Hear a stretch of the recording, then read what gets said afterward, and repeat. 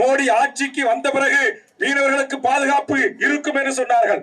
மீனவத்துறைக்கு என்று தனி அமைச்சகத்தை உருவாக்குவோம் என்று சொன்னார்கள். ஒரே ஒரு சிங்கள ராணுவம் எமது தமிழ்நாட்டு மீனவர்களை, இந்திய மீனவர்களை தொட நாங்கள் அனுமதிக்க மாட்டோம் என்று சொன்னார்கள்.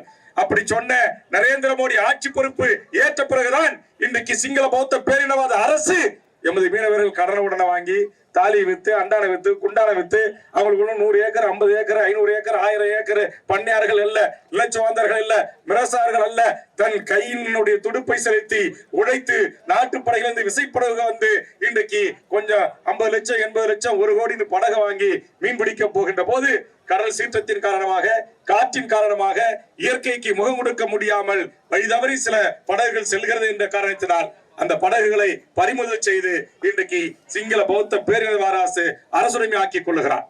நான் கேட்கிறேன், 56 இன்ச்சு மார்பு கொண்ட நரேந்திர மோடி அவர்களே, மீனவர் மக்களுக்கு கொடுத்த வாக்குறுதிகள் காப்பாற்றப்பட்டிருக்கிறதா? இங்கே விசைப்படகு மீனவர் சங்கத்தினுடைய பிரதிநிதிகள் பல்வேறு கோரிக்கைகளை முன்வைத்து கோரிக்கை மனு அளித்திருக்கிறார்கள்.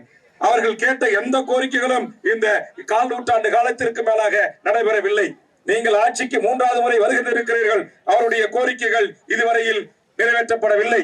துறைமுகம் கேட்கிறார்கள், தூண்டில் வளைவு கேட்கிறார்கள், டீசலுடைய மானியத்தினுடைய அந்த நீங்கள் கொடுக்கிற அந்த அளவை 4000 லிட்டராக உயர்த்தி தாருங்கள் என்று கேட்கிறார்கள். இன்றைக்கு கிடைத்த பாடு இல்லை.